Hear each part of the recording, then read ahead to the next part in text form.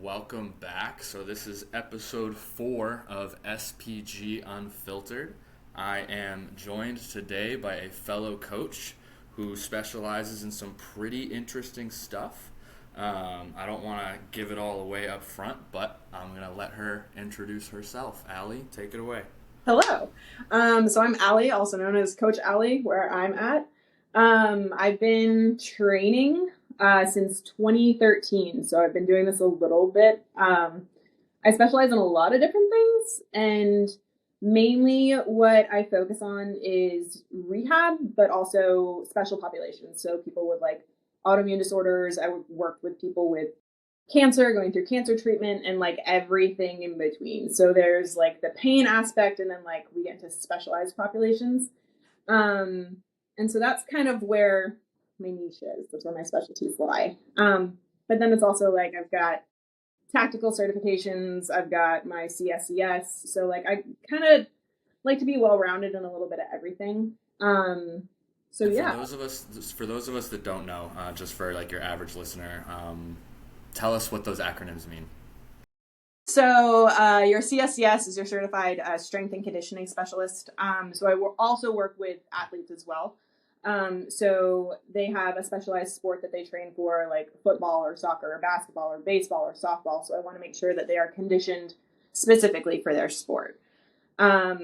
My tactical strength that I work with is things like law enforcement officers or veterans or active military, things like that as well.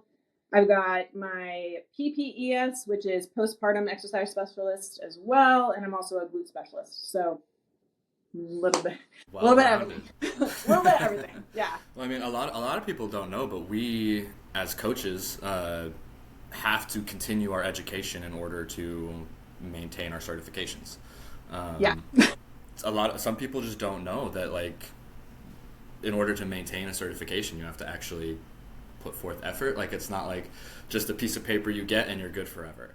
It's So not like you just go to like a weekend seminar and then you're like you're good for life. Like it doesn't work that way. yeah, And I think and I mean they do have it's seminars where you can get for credits for sure. it, but Yeah, yeah, it's it's not going to continuing do ed, anything. you know? So like it's Exactly, always, exactly. you're always learning something in this field because something's always changing, right? So that's the beauty of it, is that is do the foundational things work? Yeah, and the stuff that we originally learned, but there's always something new, right? Yeah, and there's always so much more. And I Yeah. really love seeing people in the industry continuing and like broadening their horizons. You know Yeah. what I mean? I Yeah. think too many people are stuck in one very small lane, you We know? find, And I I think, what we're comfortable with, you know? mhm. And that's what we train. And like that's what I did when I first started training, was I knew how I worked out and I knew how my coaches taught me. So I was like, well, it works. So that's how I'm going to train my people. And then I realized, oh, I'm training a very different kind of person. This is not like a 22-year-old female that is an athlete. Like this is a 56-year-old woman who has been broken for the last 30 years. So, things are a little bit different. So you're kind of forced into learning in this industry. Absolutely. And especially like Yeah. as you take on more clients and especially when you have specialized clientele, like if you're dealing with someone who is going through, chemo or just dealing with cancer in whatever way they are, um, or like on our end, like my team, we handle a lot of thyroid conditions, Mm-hmm. a lot of GI issues, skin issues, things like Yeah. that, and like Yeah. all of those change almost everything. Like that's why 100%. Yeah.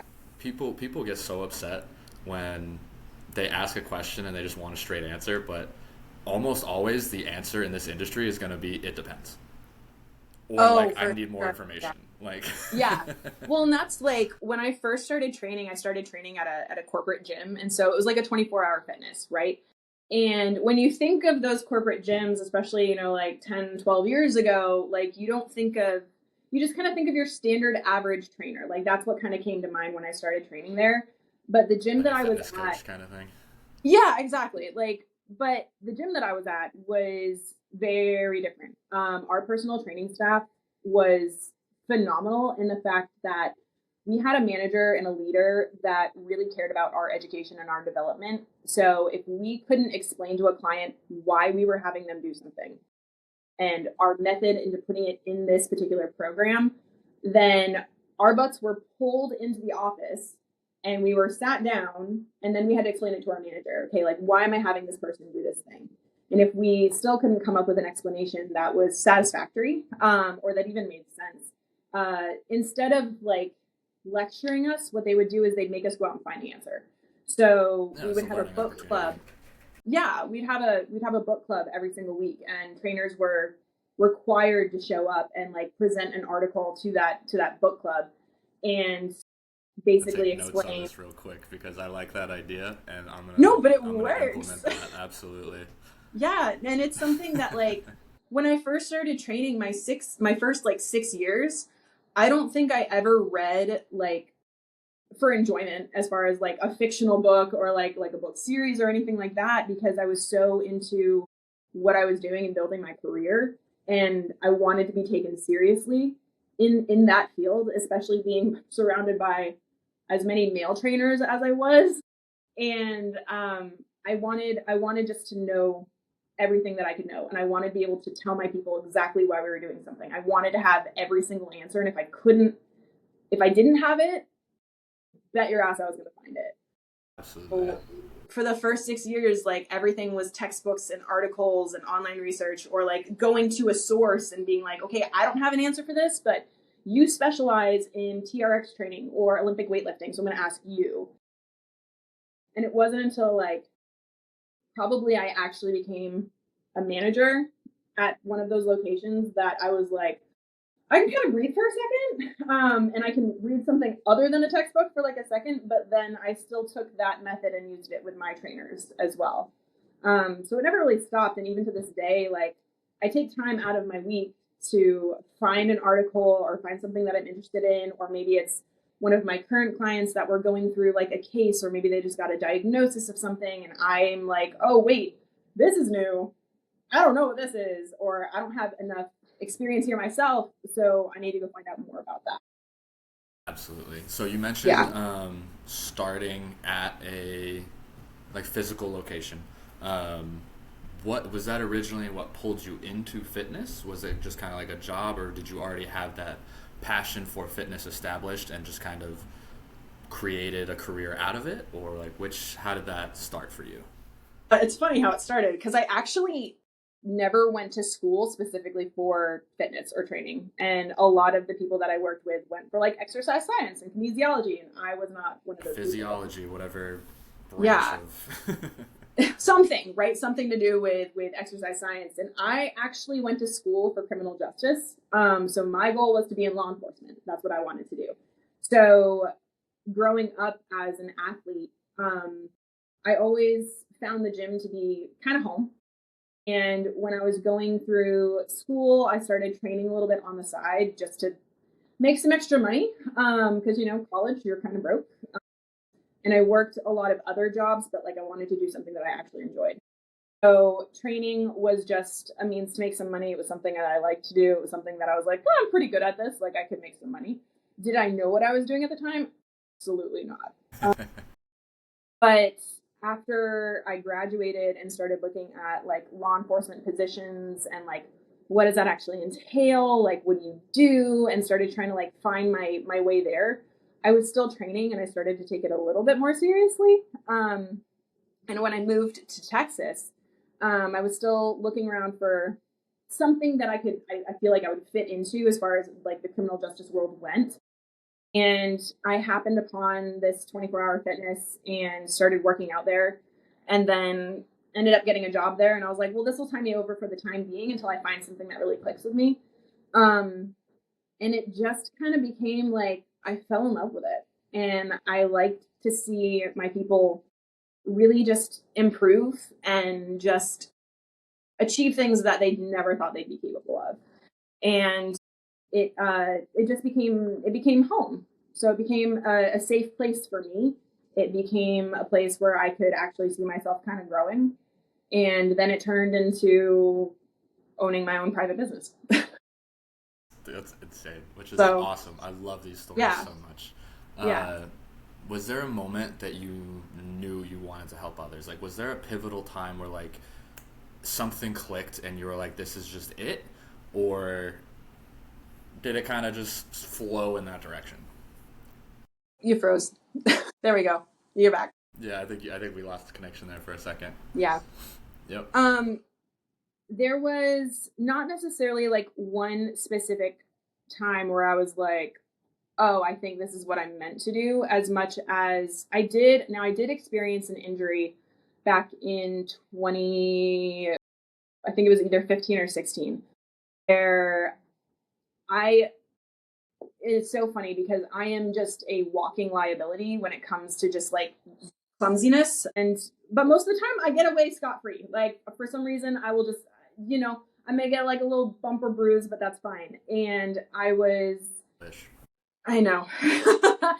I was warming up one day, getting ready to lift, and I had the worst back spasm ever. I had never had one before, so I didn't really know what was happening. I thought I was just like, and this is how it ends. Like, this is it, I guess. I'm just going to die under the bar. And I didn't know what was going on. I didn't know what happened. All I knew is that I couldn't straighten my leg and I couldn't stand.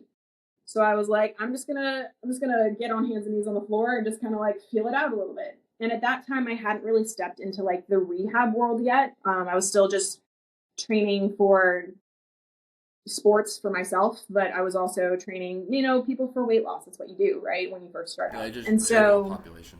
Yeah, exactly. And I got scared because I had never been in a position like that before, literally, where I couldn't move. I went to see a chiropractor who I had also never been to a chiropractor before in my life before that time, because I grew up in a super small town. Like, we didn't really have one. It was a whole thing. And yeah, it's like not really a thing. And then like, yeah. And then you figure out like, chiropractors later, but oh, this is amazing. Yeah. I went to go see this chiropractor, and the person that suggested, they're like, no, go see my guy. He's great. And I'm like, how is a chiropractor going to fix me? Like, I don't think somebody can just like pop me back into place. Yeah. And so I went to go see this chiropractor, and instead of just like being like, oh, well, you just need this adjustment and you need 3 adjustments for the next 12 weeks, we're going to do an x-ray and all that kind of stuff, he sat me down on his table and he's feeling through things, and he goes, okay, well, like, how much glute work do you do? And I'm like, what does that have to do with my back? I can't straighten my leg. And he goes, are you overdoing the glute work? I wasn't doing enough. Oh, because I know it can go either way. Yeah. So he was like, balance, but. And so I have this guy sitting there telling me, like, your butt's too small, it's not strong enough, like, your posterior chain sucks. And I'm like, all right, well, shot fired. I was a little offended, but he also sat there and explained to me, like, no, I need you to be lifting right now, but here's how you're going to do it. So he took time to sit down with me and go over, like, what should my program for me actually look like? And instead of telling me to not do stuff, he was like, no, you need to be in the gym. You need to do X, Y, and Z. And so I followed it it was like 9 months. And I got so strong. I was like, okay, all right, maybe this guy knows what he's talking about. Funny enough now, I work for him. I run his training side of the business. It came full circle. It was Is that how you got into the rehab stuff? Was like so it was literally through that, meeting him and meeting his team and actually figuring out like, oh, so I guess I take back what I said before. There was a moment where everything kind of clicked. And I was like, wait, this is really, really important. Because I had to take a look at my own training and then like, what am I putting my people through? Like, am I just running them into the ground? And then like, do I actually know how to fix somebody that's coming to me with actual problems and not just train the symptoms, but actually find the root cause of it and then help them get better so that we kind of start to take those symptoms away. Because I did it for myself through his guidance. And then I started training my clients that way. And so there was a shift in my programming. And I think a lot of people at my gym started noticing that I was training a little bit differently. We're taking more time to focus on mobility. What's your range of motion? Like, why isn't this looking the way it should look instead of just like, so instead of, let's say somebody has like pain on bench press, right? So instead of just like, oh, well, we'll just do dumbbells instead. Okay, but why are we actually having pain? I wanted to know why things were happening, not just train around it. And so I started asking myself that question. And that kind of is what spiraled the rehab stuff. And then funny enough, this chiropractor, was looking for a trainer for their office. And he brought me in one day and we just started yapping. And he knew me, I knew him, because at that point I'd been his patient for, I think, 4 or 5 years at that point. And the more we talked, the more we were just kind of like, this is kind of a really good fit. Like, we're vibing. That's this really is good. how a lot You of know this me, stuff I know happens. you. We know, like, we're both very education based and we want people to know why we're doing things. And so from then on, it was basically a handshake and like, all right, there's the gym. Do with it what you want.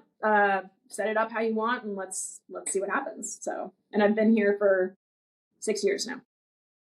And so do you think that your experience in like a male dominated gym shaped your perspective on what fitness should look like, especially for women? Do you think that's a reason why you were under training your glutes as you were training more along the lines of, a male client? I love this question. It definitely influenced a lot of what I was doing. In that, I think, as I said before, I felt like I very much had to prove myself. One, because I didn't come with a degree in exercise science. I came with something completely different than that. But two, all the people around me had that degree. So I was the odd person out. Here comes this girl from this small town in the middle of nowhere coming to Houston to start training. And I'm surrounded by all these people who have been doing this for a while and all these people who have this education that I don't have. So I read every book on programming. I read every article that I could just to try and figure out, like, what can I do and how can I make myself better? But a lot of the questions that I had to ask people were a lot of questions to my male counterparts there.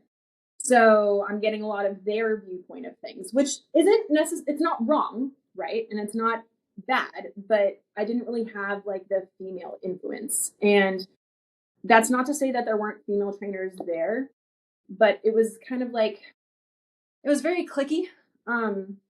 So And I do you say that in think the you best way lost? possible. Yeah, I mean, it is what it is with a lot of those It situations. is. Yeah. But so do you think because of that, like, you lost that part of like your feminine identity, trying to fit into like that mold that wasn't made for you? Yeah, for sure. I was always a tomboy growing up. I grew up the youngest of 4 girls. My 3 older sisters, very girly, very feminine. I was the son my dad never had. So I was the only one in sports. I was the one that was outside running around with no shoes on, getting dirty. Like, it was a whole thing. And I've always kind of gravitated more towards that tomboy side. And a lot of my friends growing up were guys. I had girlfriends, just we weren't super tight. I was just kind of like, it felt more comfortable and more natural. But then I kind of lost, like, I didn't know how to be a girl. So as I got through college and started like becoming an actual like adult, and I say that lightly because like I'm still looking for like adultier adults to help me with things. Oh yeah, same. But I think yeah, 30 is when you become like an adult. So we're like baby adults. Like, I'm about to be 30 in July. Like, yeah, we're just starting. That's all it is. I don't really even know if that changes, but from what I've heard, it doesn't really change. No, it But doesn't. But it makes me feel better in the moment. So there you go. Yeah. So I just was starting to work at a gym with a lot of men. I gravitated towards them because I was like, oh, I'm comfortable here. Like, this is easy. This is fine. But then when it came to like talking with some of the female trainers, I didn't know like how to communicate with them. I'm like, I don't know how to talk about fashion or like workout sets. Yeah, those are cute, but I don't really know. I don't know it's what to just do. not. It's not your thing. That's not what you're passionate about. Exactly. So do you think because of that, you got some like pushback or doubt that you faced as like a female coach in that space? Oh, for sure. I feel like that there was a lot of movement towards like male centric training styles, right? And so things like pre and postnatal and like pelvic floor, I think, got overlooked with a lot of like my own clients when I first initially started, because it's just not something you think of. And when you're talking about training, especially with like a female, at first, when I first started training, I didn't think to ask those questions. I was like, all right, we're going to work on your compound stuff. We're going to get your squat heavy. We're going to get your bench improved. We're going to get your deadlift. Like, that's what we're going to focus on, is just getting you strong, but kind of like ignoring the little things. And so it definitely shaped like how I programmed. But I also feel like when it came to training men, they, because of how they saw me training women, were either intimidated by me, one, or two, didn't think I'd be able to push them enough or correctly. So when I first started, my first couple of years, I didn't really train any men. I trained one or two here and there, but it was a lot of females. And so I think a lot of that influenced, like, I want to start training with more male-centric style training to attract that crowd as well. But then there's kind of like, you don't want to be, the problem was like, you have to navigate like dual expectations there. So it was like, we're expected to be like strong and feminine and assertive, but like not too intense and not too intimidating, but you're also expected to be knowledgeable and like look presentable, but not too sexual, you know? So like I kept feeling like I was fighting this line between the two. So I felt like I never really found my comfort with either the men or the women. And that's when I had to like step back and be like, okay, what am I doing? What is happening? Yeah. What is happening? And figure out like, what's the best style for the individual, not just men versus women. Yeah. And so do you think, first off, I think women in the gym are put in a very odd spot, especially when knowledgeable, you know what I mean? And because usually, especially like when we've been in the gym long enough, or you've just been in fitness long enough, it doesn't have to be weightlifting, but you can tell when someone works out, even if they don't work out all the time. Like, you can tell that someone's active. But I've had to explain this to people a couple times. My ex once, when we were at the gym, asked why another member of the gym came up and asked me for advice on something that I was doing instead of her. And I was like, because I'm a guy and you're a girl. And she was like, well, that's sexist. And I was like, not really, though, because it's like guys are already put in a position in the gym where we're seen as, not all of us, but a lot of times, like, we feel like we have to be very careful not to be seen as creepy. Right. Oh, exactly. Yeah. And so, like, obviously most men, especially someone who is looking for advice, who's not comfortable, who's new to the gym, is already in a super uncomfortable environment for them, they're not going to go even further outside of their comfort zone and outside of what's seen as like social norms to ask a girl for advice. You know what I mean? And so I do think, and that's not to devalue women's knowledge by any means, you know what I mean? For sure, yeah. But you kind of gotta acknowledge where someone's coming from. You know what I mean? It's gonna be. I don't disagree. And it goes the opposite way as well, I think, because I think it's a lot easier for a girl to ask, and I could be wrong. Correct me if I'm wrong, but I think it's easier for a girl to talk to a girl about their goals and things like that than it is to talk to a guy. At least if they're strangers. Right. I don't disagree at all. I do see when I have like male clientele come in now and I'm meeting them for the first time, they're a little apprehensive to kind of speak to me about like, why are we here? What's the overall end goal? Like, where do we want to be? And then like address where we are right now. I think they're a little bit more not timid, but just not super comfortable sharing with me like, hey, like I feel weak here and I don't understand why my back hurts here. Whereas women will tell me everything and anything in between. I've heard it all. But I do think that's interesting, just real quick, because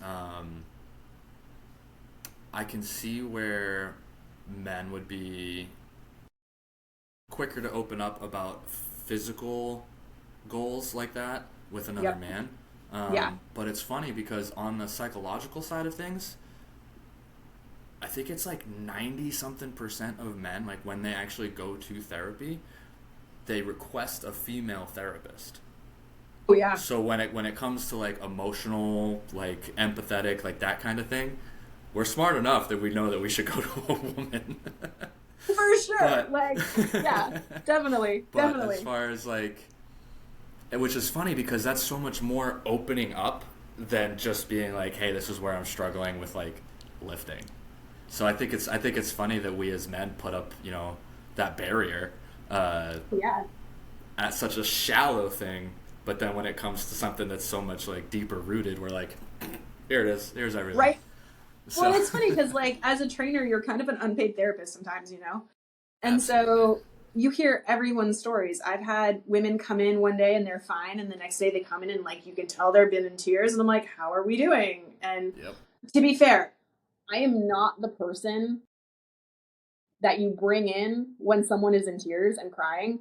I have empathy, but I'm also like, can we warm up while we're crying? Can we like move a little bit while we're sharing this story? Can we at the same time, let's have therapy, but also move our body. But it's funny because it takes my guys a little bit longer to kind of like finally open up. But then when they do, it's a fountain. Mm-hmm. Because we don't have anyone to talk to about it. I was talking to my assistant, and I don't even remember what the conversation was, but I was like, that's TMI, like you don't need all that right now. And she was like, well, now I'm invested. And so obviously I had to just trauma dump on my assistant real quick. But it is funny how it's especially for men, it seems like a floodgate as soon as that's opened. So, I mean, do you feel like empathy and intuition are undervalued in the training space? I do. And I think there's also kind of like, I don't think people really realize how much they actually tell their coach and tell their trainer until it happens. So I think it's like a bartender or barber, like a hairdresser. Literally. Like... The only thing is I see you a few times a week. You know what I mean? So you keep coming back to me. Yeah, we got all the tea, all the down low. Oh, we get everything, right? But I think it's the compassion level that's in there as well, where they start to realize they don't just like plug us in at the end of the night. Like we're actually people too. And we hear you and we want to meet you where you're at, not necessarily where we think like you need to be today. So I think being able to coach with compassion and clarity too, like just deepens not only the results of really just like being a emotionally intelligent person, as well as like opening up that door for trust with your client, but it creates deeper results as a whole, because now that they've gotten all this off their chest and we're starting to figure out why you didn't sleep last night, because you're not performing well today. Like what's the actual cause? Why aren't you sleeping well? And maybe it goes deeper than just like, oh, well, I had like a drink or two before I went to bed or something like that. Maybe their cortisol spiked because something really stressful is going on in their life. Okay, but what's happening? Let's talk about it. So now you're seeing results in the gym as well, instead of just like in their personal life. And I think people forget about that moment until it actually happens. So I think that's kind of where, and I'm not saying like male trainers don't do that. I've had some great male coaches that have really invested in me as a person, that I've been able to be very open with. But I think that's where female coaches we kind of have the upper hand there. Because I think we're just more seen as like a more compassionate and understanding sex. And so I think people in general... That's the whole motherly instinct thing. That's why, it's... Like, intuition is a big come here, my duckling, let me take care of you. You know what I mean? But whereas I think men on the other side is more of... We're looking... So I think women see it as more of like a bring in and comfort thing, like you said. And men are more on the fortifying end of things. So where the women are like, come here and comfort, the men are like, all right, ready, let's fucking build these walls, let's do exactly. Well, let's push through this. Like, it sucks that you guys broke up, but we're gonna do this. But I've had like girls come in and they're upset because their ex cheated on them and they just found out and it's a whole thing, and I'm like, damn, that sucks. Like, yeah, he's the worst, and like, let's hug it out and you can cry a little bit, but now you're gonna go lift something too. Yeah, you're gonna go hit some deadlifts now because exactly you could use that today. We can be in our feels, but we can also lift while we're in our feels, you know. Which I think that's another thing too. Like especially with like lifestyle clients, if they do have a day where like they need to lift something heavy, all right, maybe we'll change the rep range. Maybe we'll drop to Yeah, 6 to 8 instead of 12 to 15 or whatever it is, so that they can get some of that out. You know what I mean? for sure. Because then they like it really is like so much mental stuff goes into it, and that's a big part of like my foundation for the company as well. Is the mental aspect of it. So I think it's awesome that more people I think are starting to acknowledge that, because I do still think there's a like stigma and a stereotype around like the whole mental health and physical health relationship. Oh, I completely agree. And it's almost like people come out and talk about it, and like you either get one of two things: is someone being like, oh, like they're just using that for like whatever, like they want attention, or it's like all the support in the world, and there's not like Yeah. there's Oh, not yeah. really much in the middle. Yeah. I So think that kind of like building off of that too, there's bringing that mental health aspect in to, for example, like my autoimmune people, or like my special population people, where like with their autoimmune, they might be having a flare up. Like you deal with people with thyroid issues, right? And so like they may be going through just a rough day where maybe they're just like not feeling it. They're exhausted. They're tired before they even start working out. And then there has that mental component to it too, right? Of like, oh man, I got to go do this. Like, man. And so I think having the ability to change your program, change what you're doing that day, modify things is huge, but also understanding that like the movement itself is also going to be medicine, both for the mind and for the body, and kind of give them that like, you're not fragile, you're capable kind of mentality, So shifting the focus a little bit. it's funny you say that, because I actually have a note here that says you can be soft and strong, and you can be nurturing and built like a tank. So it really Yeah. is about like finding that like balance, Yeah, which I think is, I mean, that's what it's all about. You know what I mean? That's for what sure. all of it's all about, because realistically, as coaches, most of what we do, especially when you're not like, I think when you're strictly like an in-person coach and you don't have conversations with them outside of that like 45 minutes to an hour, it's much different than when you're doing the whole like lifestyle overhaul, and we're going over like habits and like stacking habits, and like you said, especially sleep, stress mitigation, things like this. So when we're handling all of those things, like that's the hard stuff. Oh, for The sure. building someone a program. That's I mean, That's hey, like I could do easy. that off the top of my head right now. Like we can Yeah, just do that. exactly. That's fine. Yeah, and But that's something that's. Sorry, go ahead. oh, I was going to dive into something else, so you go ahead. Well, I just was going to mention like that's something that is really cool about where I get to train is our facility. It's a chiropractic office, but it's very different than like your typical chiropractic office. So like there's no x-ray here. There's no prescriptions here about like, oh, I need to see you 3 days a week for the next 16 weeks. It's it's always funny because when people ask me like, well, what do you mean chiropractic? It's chiropractic. Yeah, we do that. But it goes so much deeper than that. And we look a lot at nutrition. We look at gut health. We look at like what's happening inside the body. We do all this crazy like hormone testing, autoimmune testing. And that's where a lot of my initial clients came from, was starting them with rehab, or starting them, maybe they had just gotten diagnosed with Hashimoto's or something like that. And okay, how do we Hashimoto's is a big actually, one. yeah, oh, it's huge. And it's like, how do Super we work fixable. out and like stay physical and stay healthy without burning you out or putting you in a flare up? And it's helping them understand like there is a smart way to do this, and it's not just one end of the spectrum or the other. Like there is a middle ground here. We just have to find it for you. And I Yeah. think that's honestly, the Hashimoto's thing is actually what brought me into ECA, the Elite Coaching Academy. Yeah. And we can talk some more about that offline a little bit. I Yeah. actually do want to bring that up to you later. But so remind me. Sure. Celiac, I Um, got you. yeah, but all that stuff, like that's what brought me to them, is because they were like, this is the stuff we focus on. Like we focus on, uh, the thyroid and GI issues and skin issues and hormone regulation and all of that stuff, and how it all relates to the gut health and like your sleep, your body temps. Um, so that's why I went there, is because like my knowledge, I felt in my circle, I was up here. You know what I mean? I was the top of the list for like the gym guy. You know what I mean? Right, yeah. For anything health, wellness, fitness, whatever it was. None of us want to be the top all the time. It's annoying. First of You all, never 'cause want you're to be like, the smartest person in the room, right? it's awful. Yeah.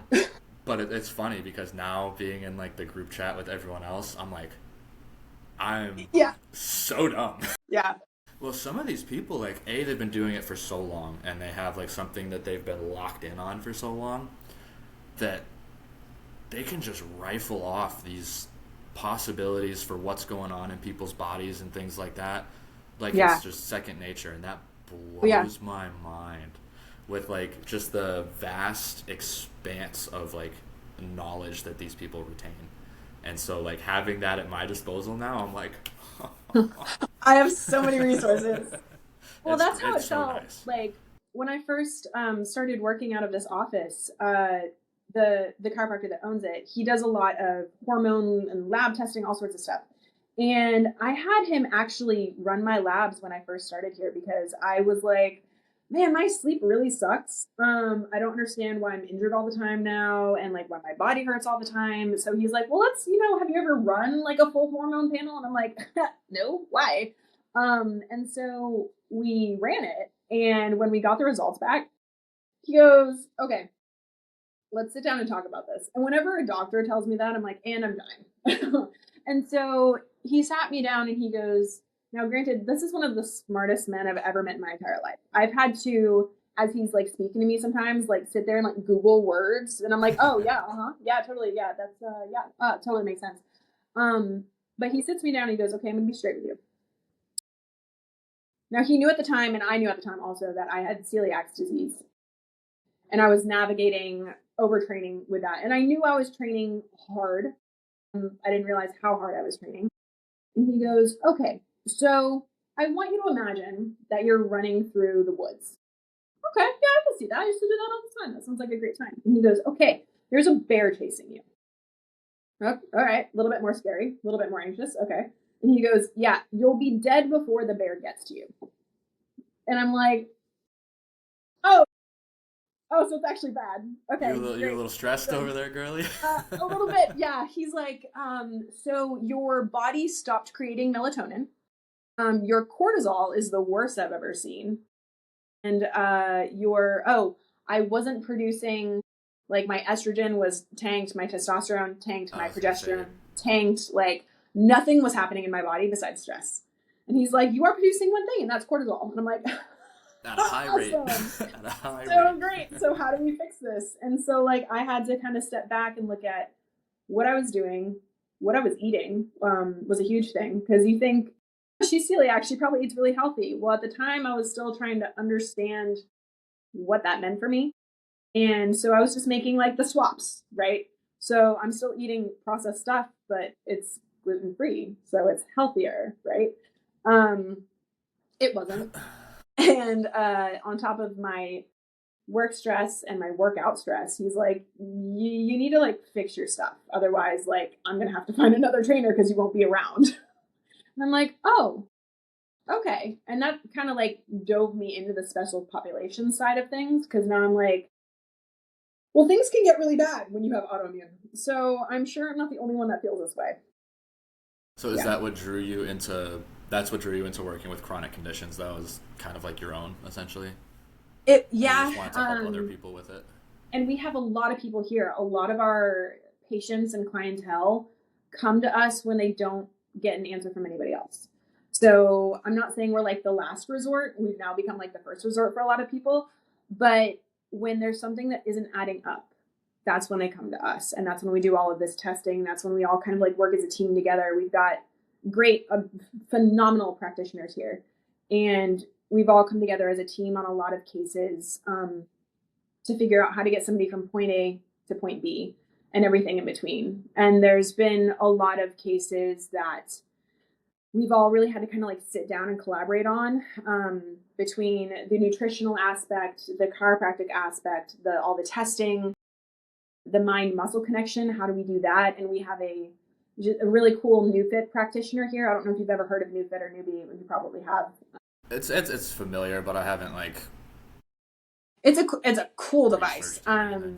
But it's basically kind of like a STEM unit on steroids. Okay. And so it helps more with that mind-muscle connection. We use it for a lot of like MS patients and things like that. I think I have seen that actually. Yeah, it's a cool thing. It's really cool. So we had, we bring that in, and then we bring in like the active part of it, which is my role too. And we've had some cases that there's a great case. We had this guy come in, I think at the time he was like 26 or 27, and he suffered Guillain-Barré syndrome.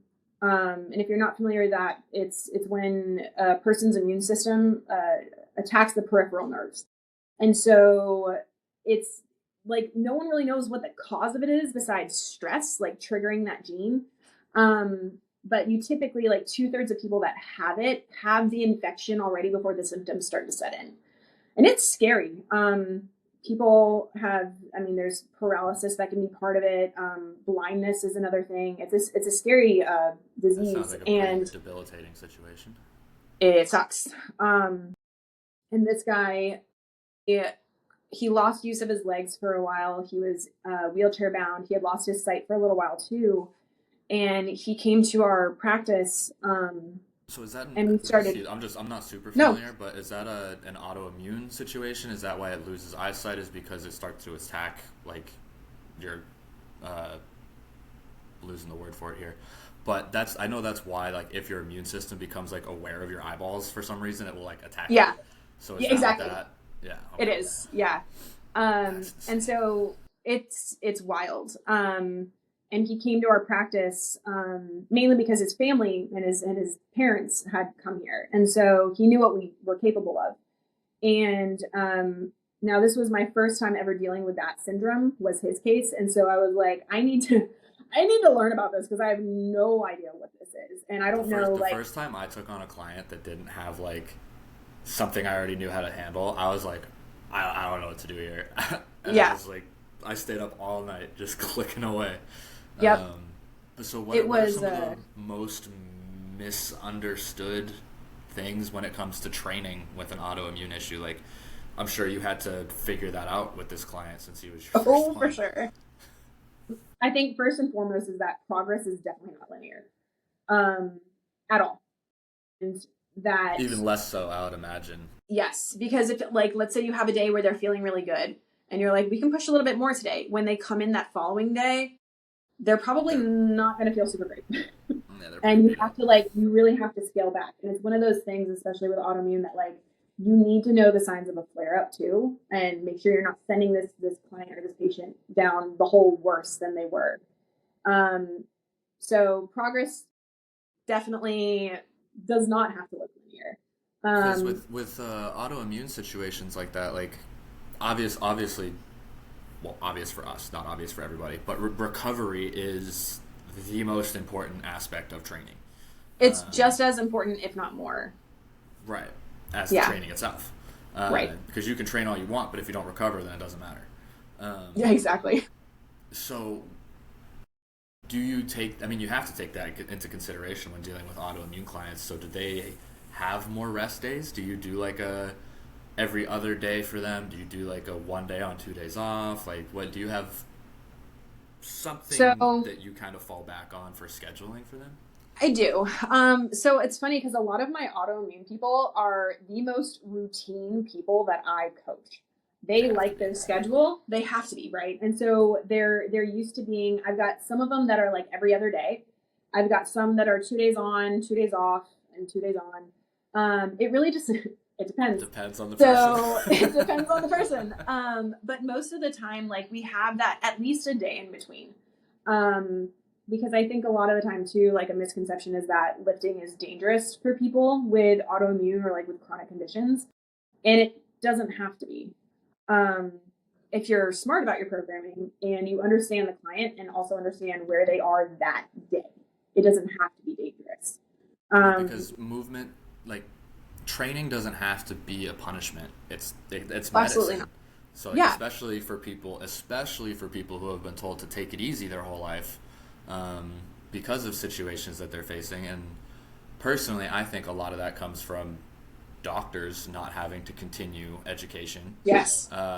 Doctors not knowing, pardon me, but what the fuck they're talking about. Preach. Yes. It drives me nuts. Yeah. But continue. I won't go on that rant right No, now. We'll you're. save that one. But yeah, movement doesn't have to be punishment. It's Absolutely medicine. not. It is. And I think a lot of my autoimmune people are told, like, either directly by their physician or indirectly, that, like, they're broken and their bodies are unreliable. So, like, there's no reason to go out and push your body and lift because you're just going to get hurt. And so, like, you now have to, as a trainer, work to rebuild that person's relationship of trust between their body and what they can do, but also, like, the trust between now someone in a position of authority for that. You know what I mean? Well, because most people also put their entire, like, faith and trust in their own health in the hands of, like, their primary care physician. Yes. Who sees them once a year, maybe. Yeah. Who hasn't learned anything in 20 years. Mm-hmm. Like, exactly. I went to the doctor once because I had, like, a syncopal episode. Essentially, it was like a seizure without seizure-like activity in my brain. And so we were trying to figure out what that was from. And I went to a nephrologist, is where we wound up eventually. But yeah, he told me to stop eating protein. He was like, yeah, you only need to eat 70 grams of protein a day.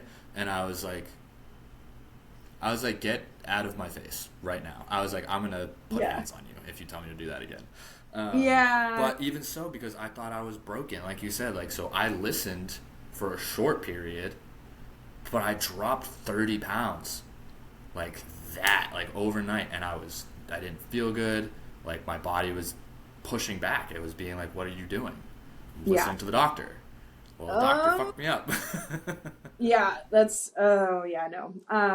Yeah, and I think that's kind of like, it's frustrating, especially as trainers, right? Because we know I'm not saying like we know more, but like we also see this person more. We are preventative medicine. We are preventative medicine.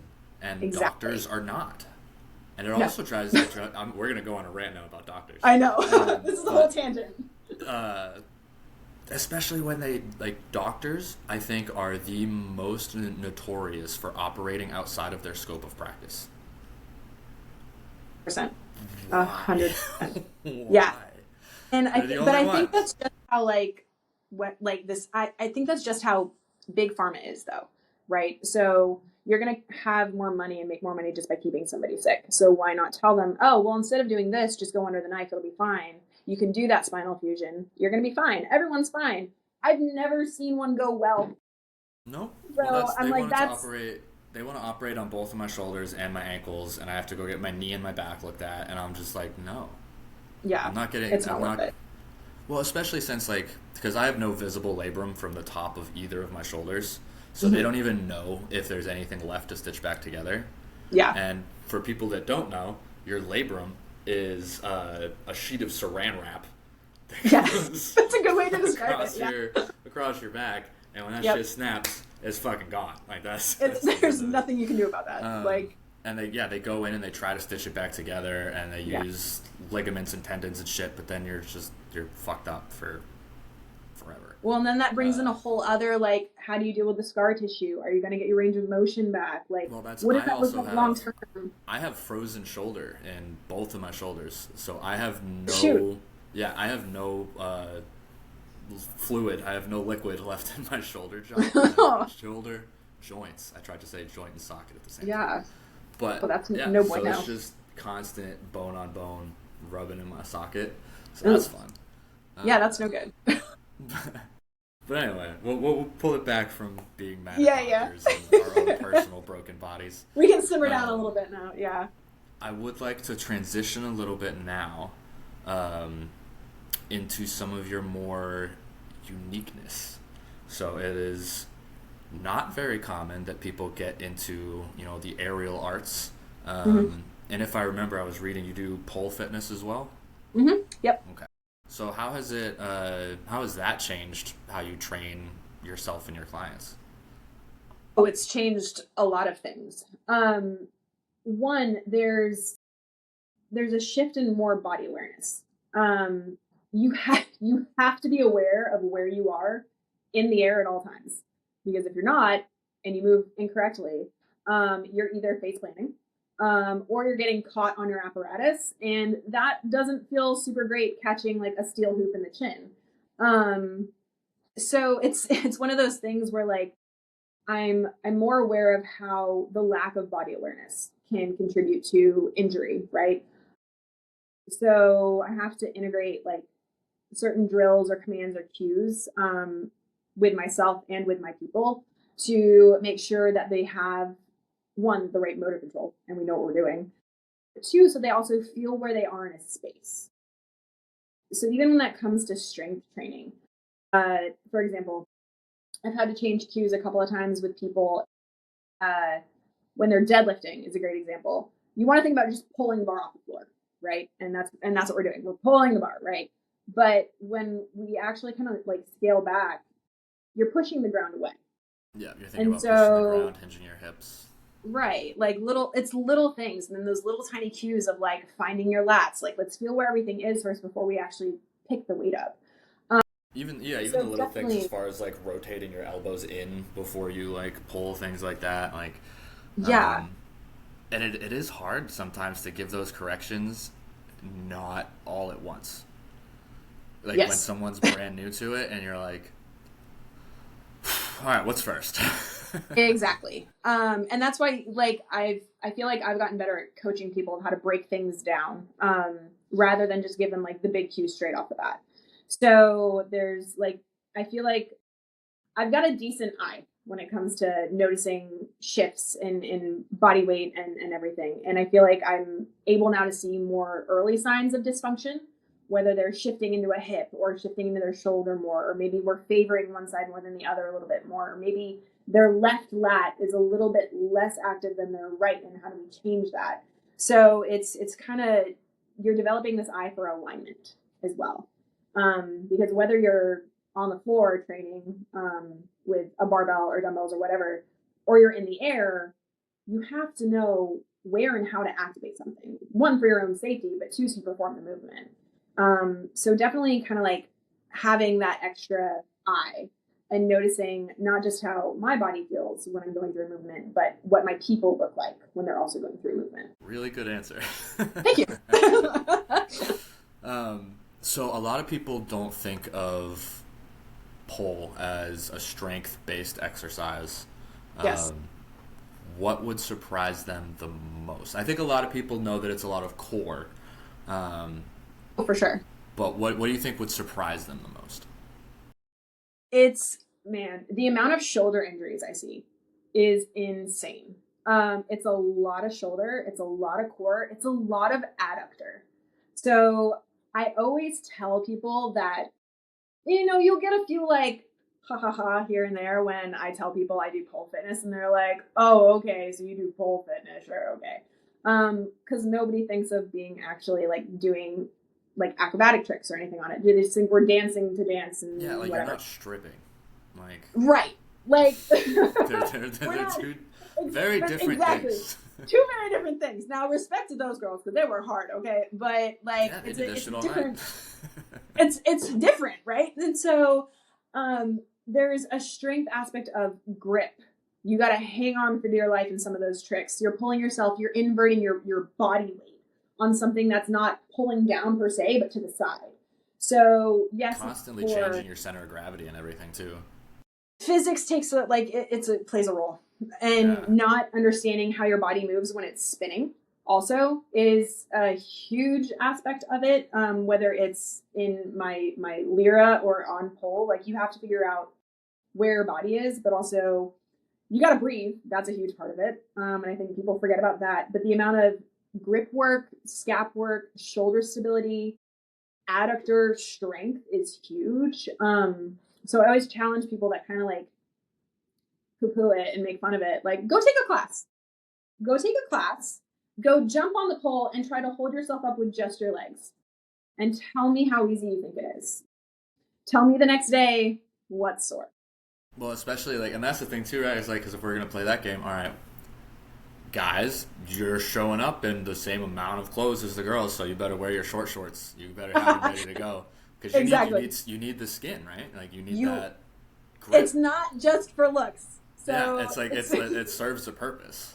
There's skin conditioning is a huge part of it, and when you're hanging on to the pole with just your legs, you are squeezing the hell out of your legs, but you're squeezing against a metal object so you don't slide up and down. Because that's also dangerous. Like there's times it's meant to do that, but your skin hangs on. So like the amount of, it's funny because as you know, when I see new aerialists and pole fitness people come in, the amount of bruises and bruising that they have, everybody kind of looks like just a bruised banana walking around. And is that because they don't know how to do it the proper way yet?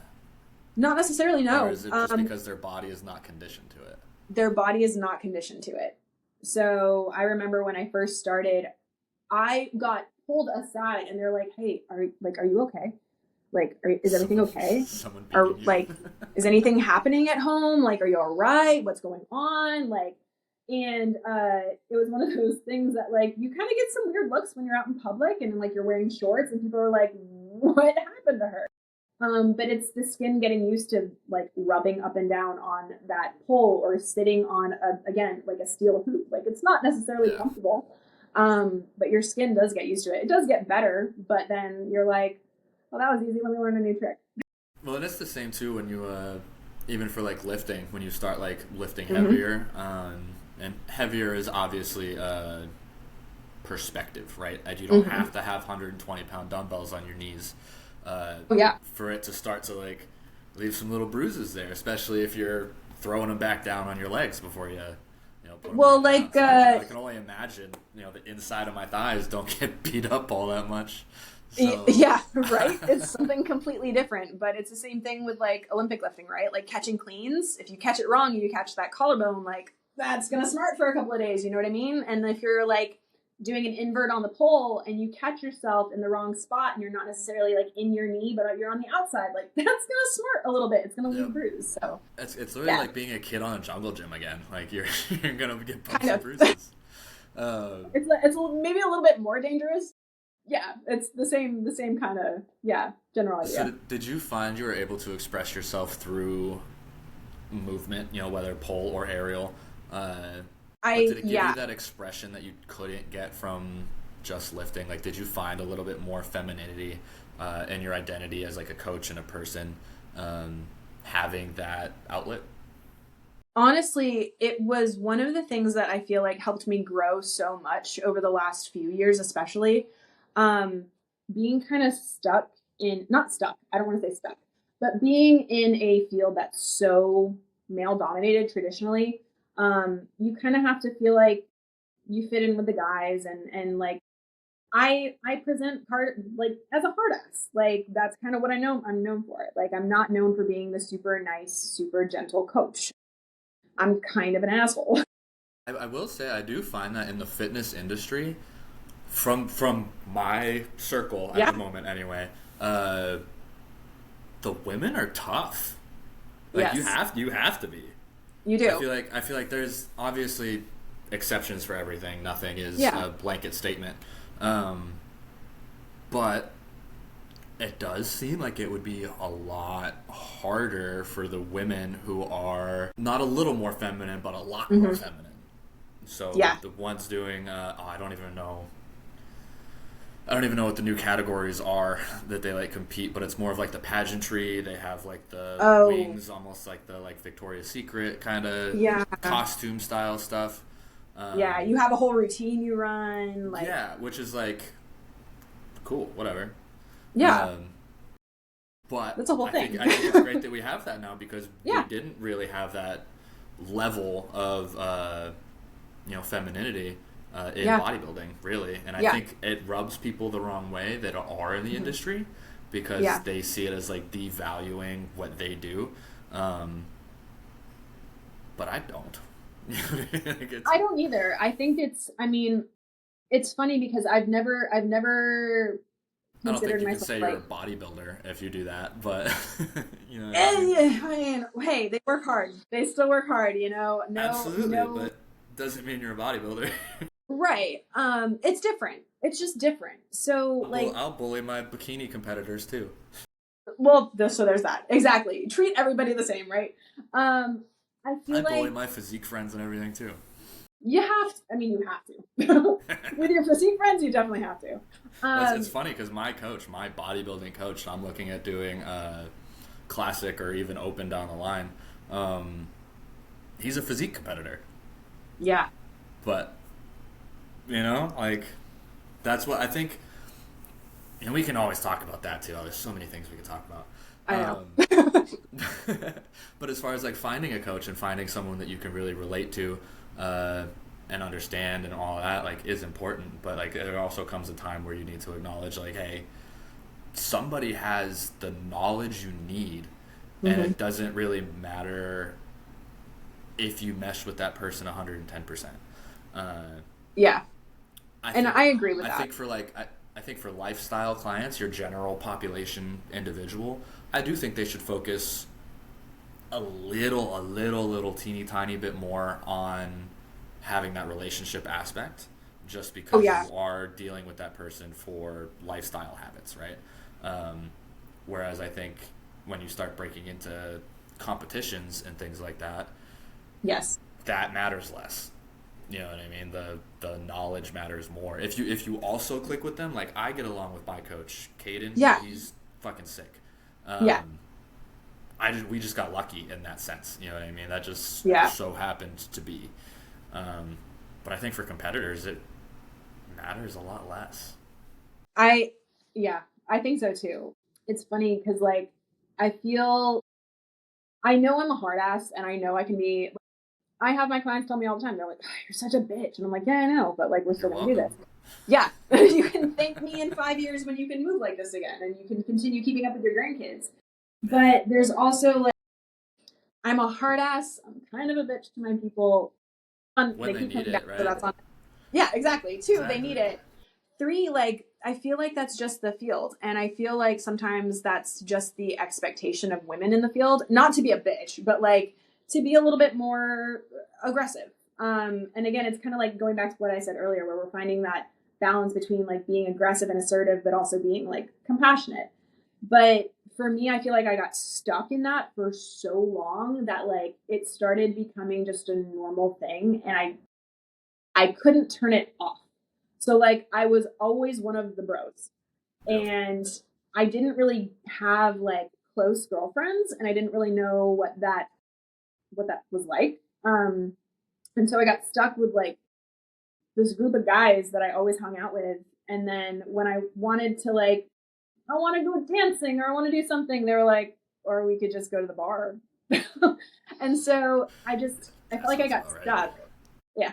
And which again, I had no problem with. Like I was fine being one of the bros, but I also wanted to do something for me. And so that's kind of when I really started diving into myself and being like, what really makes me happy and what do I want to do? I was having this urge to just like, I want to step into my feminine role more because I never get to. I have to, be coach at work and then when I get home, the relationship I was in, I was kind of wearing the pants at home too. So I was like, I don't really get to step out of that kind of masculine role at home either. So I was stuck being in this kind of like masculine energy at work and then at this masculine energy at home.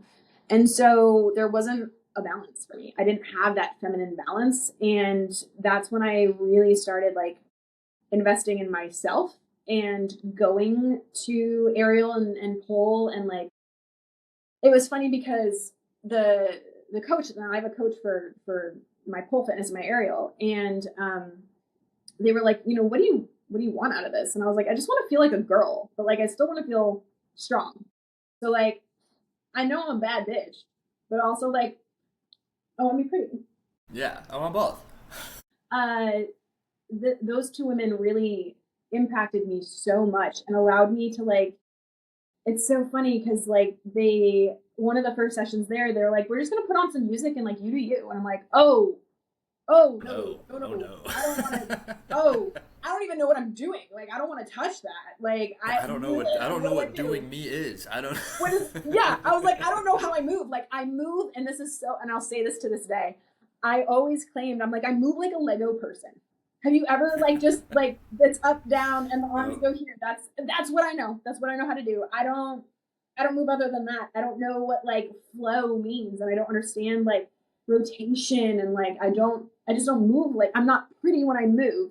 And they're just like, okay, well, let's work on that. And so something I did was I really worked to embrace the feminine side of it and understand and learned that like you can have like aesthetic flow and athletic durability. And I feel like that was a huge like light bulb for me, and where I was like, I can be a bad bitch in the gym, and I can pick 315 up off the floor and like call it a day and be like, yeah, I'm strong bitch. And then I can go up to the studio and we can throw on some music and I can flip and go through pole and make it look very pretty and flowy and like just feel good and like embrace this feminine and also like sensual side too without feeling judged. One, and like I'm in a space where I'm allowed to do that and allowed to feel that way and be that way. But I also feel like it's not sexual in the way that like I'm not here asking for it, you know what I mean? Yeah, but it's sexual in that and sensual in that like I'm a female and I'm gonna sit in that for a minute, and it should be. I'll explain it like this, just from my perspective for any male listeners, to kind of switch it back on us, right? Like we like doing shit that makes us feel like men. Like we like going hunting. We like a lot of us like lifting heavy shit because it makes us feel like men. We like fighting. We like not everybody obviously, but we like that kind of stuff just because. Yeah. It makes us feel like men. It connects us with some like deep root evolutionary like baseline of like where we are as humans, and so it's no different for women. I feel like there's that like there's just this urge to want to be feminine sometimes, especially when you're in your masculine energy for so long. And I grew up doing all the things. Like I was in jujitsu. I like to go shooting. Like give me an axe, let me chop some wood. Like I love that stuff. But I'm also like, okay, but I want to feel pretty too. And I don't want to feel judged by it. And I feel like I was afraid for a long time that people would just look at it as in like, you're doing what? So do you find, we might get a little controversial here, do you find as a woman who is, how do I want to phrase this, stronger presenting? Mm-hmm. Like, obviously you're going to run into a lot of intimidation factor, probably running into men, at least men that don't go to the gym. Mm-hmm. So with that, do you find that you need more than like average masculine energy to kind of put you into your feminine, especially because like you were saying, like in your prior relationship, like you didn't get that feminine reset when you came home, so you like that's a part of being feminine, is that you need the masculine. And so even as a feminine woman, mm-hmm. in a masculine industry, in a mm-hmm. masculine field, like, do you feel like that brings up the level of masculine that you need in a relationship? To answer shortly, yes. And I feel like I did it to myself a lot of the times, mm-hmm. where like I lost a lot of relationships because I didn't feel like I could drop that masculine energy. And like, especially my last relationship, like he was a great guy, but like there was, there's some other things that happened there too, but like there was just this, like, I was always the one doing the things, and like I never felt like I desired to be in my feminine energy with him. And so you were people are gonna take this however they want. I really don't give a fuck. This is my channel. I say what I want.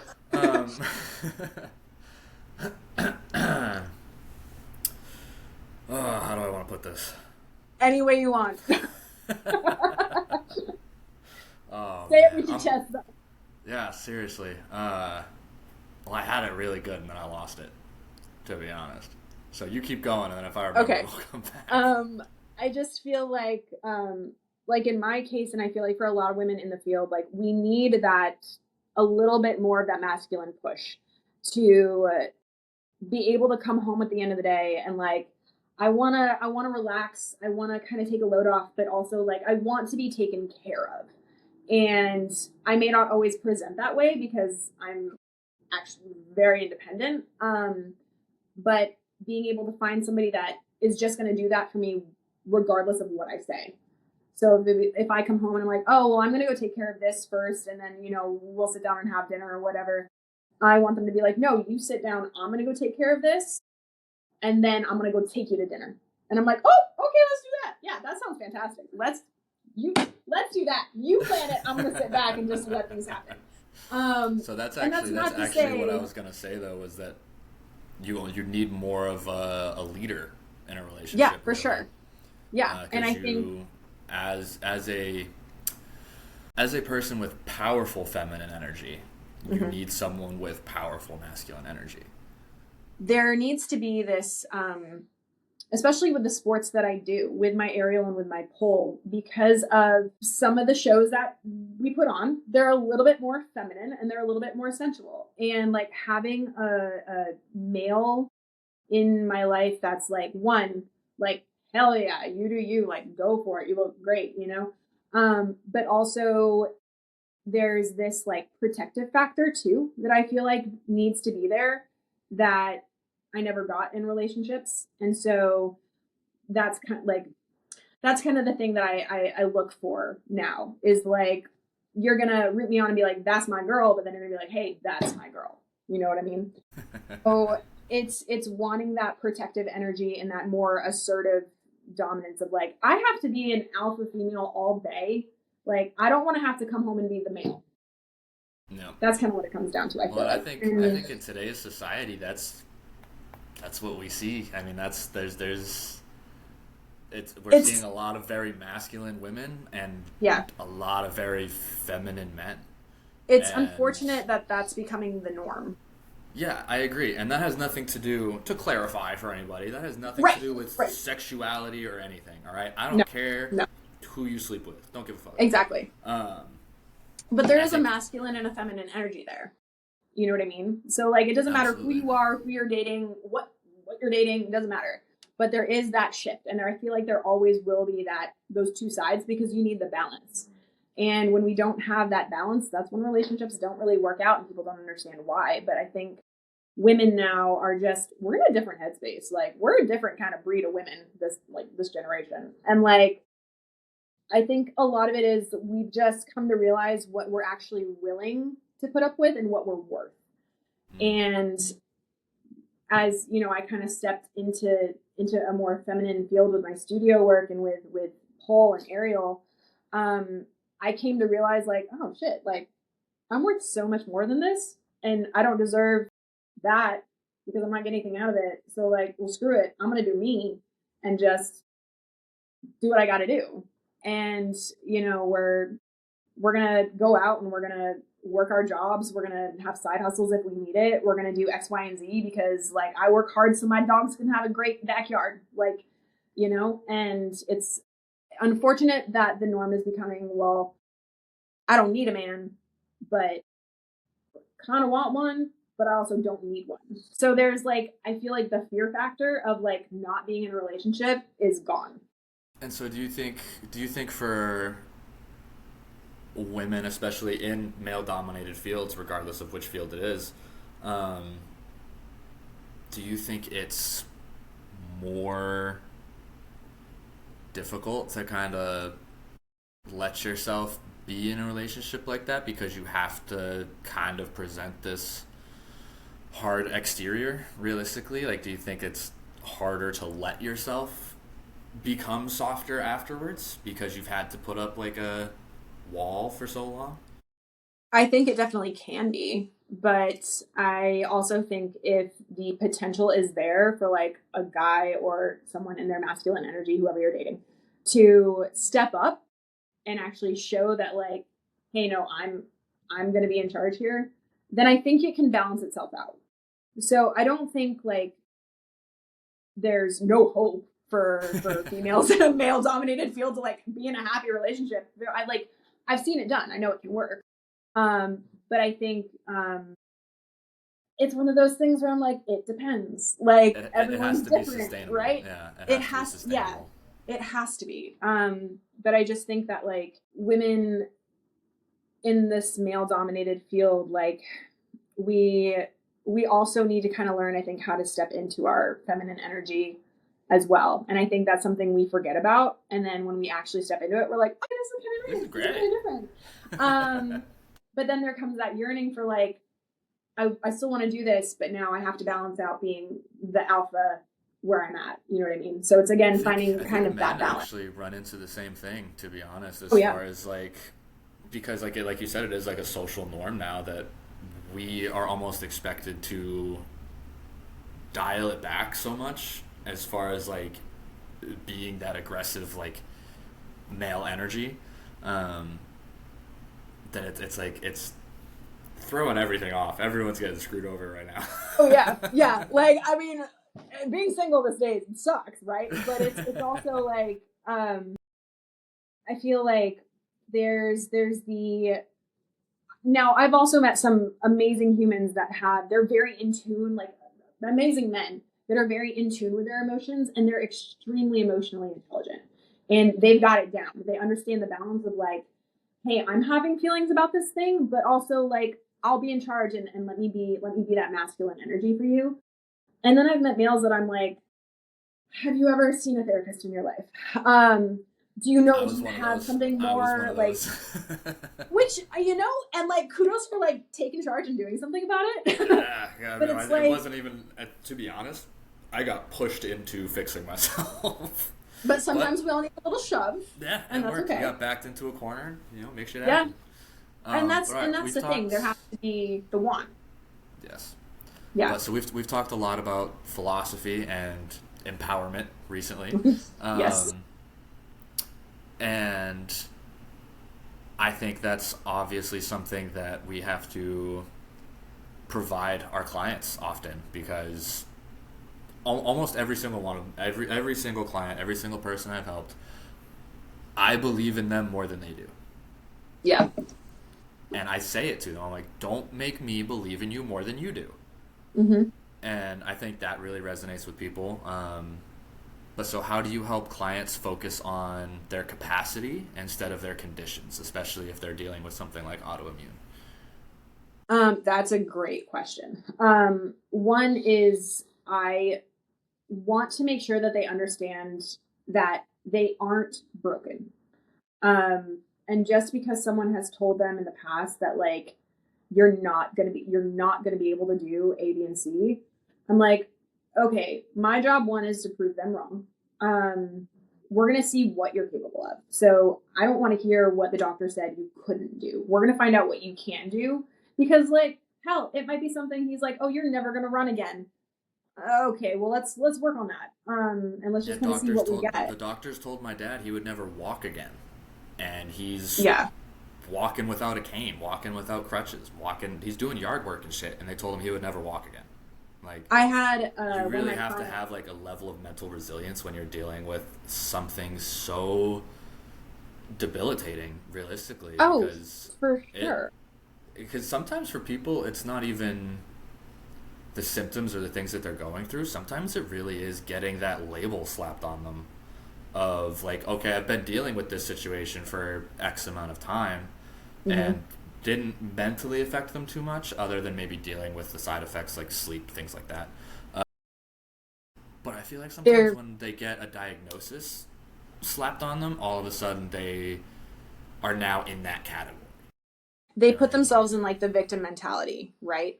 And I feel like anyone that has autoimmune or chronic pain or something like that we've all done it at some point. We've all been like, oh, I can't do this, or I'm feeling this kind of way, I shouldn't be able to do that. Like you kind of put this label on you, and you don't allow growth to actually happen.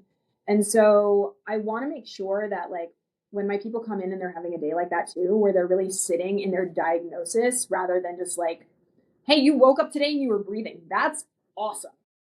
That you allow them to have wins even on the bad days, no matter what that looks like. So the way that I structure my programming and my training allows for them to like have those days that maybe it just sucks. And maybe we're just really not having that great of a day. But the win is like, hey, you showed up.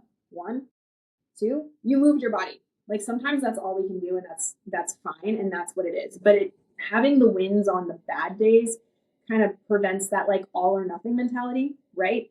And then it reinforces them being consistent over being perfect. And I think that's something that they struggle with too, is like finding the consistency with moving their body, even when they don't feel good and they're like, man, I'm just like, my body hurts today. Maybe I'm feeling a flare up. Come on. I don't really think this is a good idea. I'm like, you better get your ass here in the next 15 minutes or else I'm going to come and get you and we're going to do this. But it's shaking off that label that they're just Hashimoto's or they're just PTSD or they're just cancer. Like they're a person. They learn how to, from all of that, they learn how to check in with their own bodies too. So we can both kind of mindfully make that decision of like, here's where we're at today. Rather than like, oh, you're having a bad day. Okay, go back to bed. You know what I mean? So even with like my cancer people, I was training this one and he was going through chemo when he started training with me. And I'm like, one, that's a ballsy decision. Two, It's hard. it's really hard. And so he would come and see me after his chemo treatments, and sometimes he'd be fine. And other days he's walking in here barely standing, and I'm like, okay, so we need to kind of back. You look like you have cancer. Yeah, exactly. Which, like, I mean, I know what that looks like. It sucks. Someone going through chemo, like, it sucks awful. The life out of them.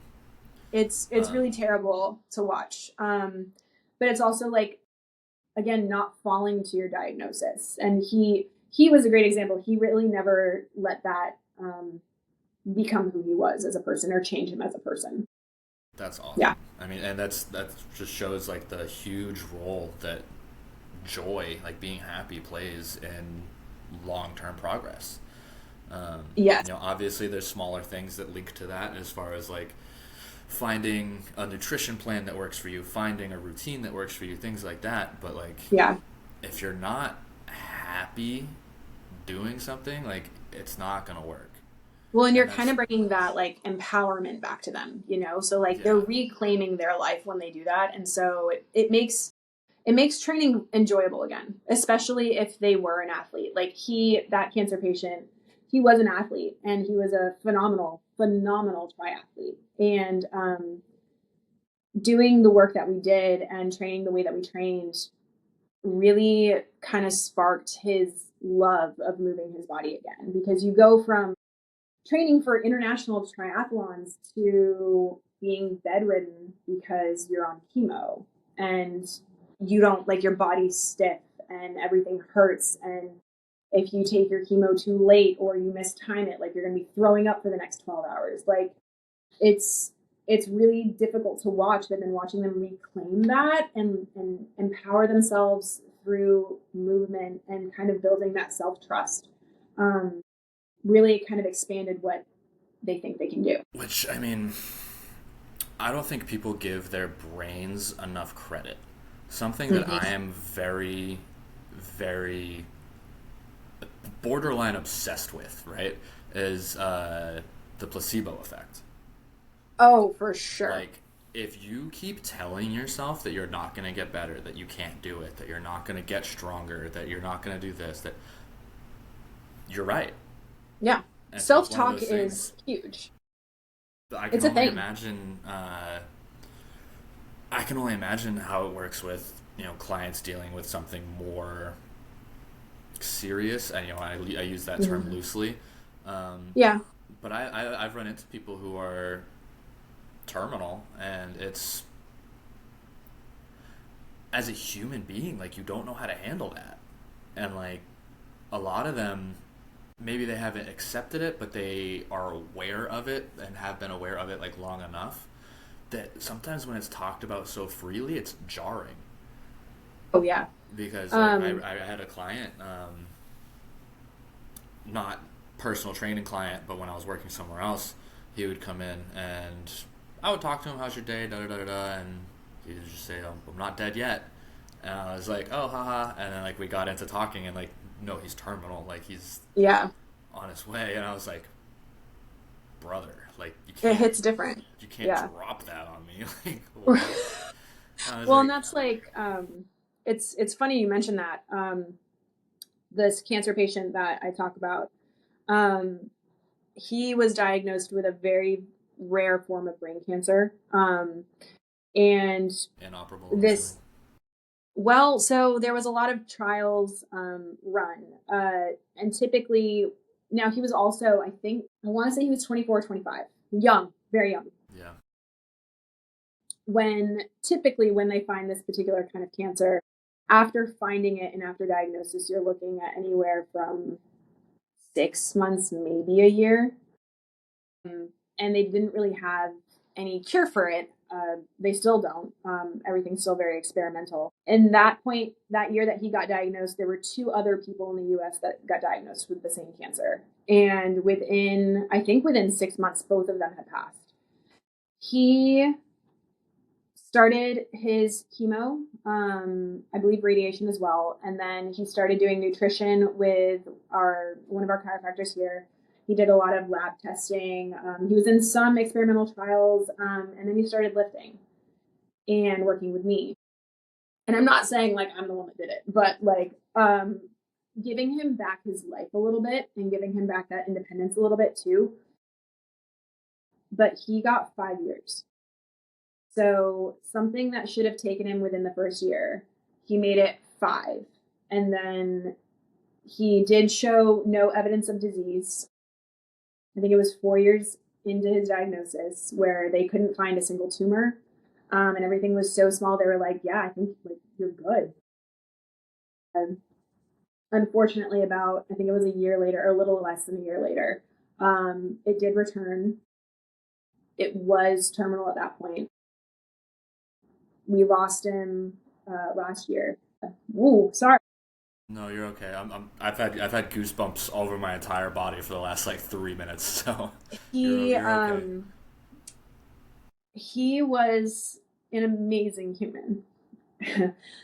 And watching him like regain his independence while he was training and like fall in love with movement again after being such a high caliber athlete was so amazing to watch. And I got to watch him go through all of that treatment and go through his chemo. We celebrated when he had no evidence of disease left. Like we had a party. It was so cool, and we got so close with his whole family. Uh, he was just man. He lived life to the fullest. He really did. His self talk. Getting back to that, was, I mean, just commendable. My whole view of like training in general changed when I trained him because of how he talked to himself. And one thing we would always work on, chemo can make you very, very stiff and it makes your body hurt quite a bit. He never missed a session. In the years that I trained him, he like never missed. And he was always he always walked in with a smile. He was always like happy to go, even on days where he was feeling like shit. Yeah. And days he was like going through his chemo, like he'd still show up and work as hard as he could. But the one thing he would always say to me is, well, I'm here another day. I'm going to work because I'm alive. And that was one thing that never really left me after he passed. And I made a note in my training log one time where we were working on pull-ups because that was something he really wanted to get and get back. And so we're working on this pull-up progression. And in my notes, I have written down, shit's hard, but I'm tougher. And I wrote that down, and I was flipping through it after he passed away, and that kind of showed up. And man, I lost it. But that mentality that he had every day of just like, yeah, shit's hard, but I'm tougher. And it got him, his mentality, his self-talk, his positive attitude. I'm convinced that's one of the things that gave him as long of a time with us here that he got, was how he spoke to himself and how he carried himself and how hard he worked. And self-talk is just huge. He never really let cancer become who he was. He knew he didn't have time. He knew he didn't have time to be anything less than his best. And I think a lot of us can really learn from that. I think we take advantage of a lot of things, but continue. Sorry. No, you're completely right. He was very prepared when he did pass. None of us were, but he was very prepared, and it was peaceful. And one of the things that I know, and it's funny because I train his dad too. So it's kind of come full circle. Awesome, and that's it's very cool that we still kind of get to keep it in the family.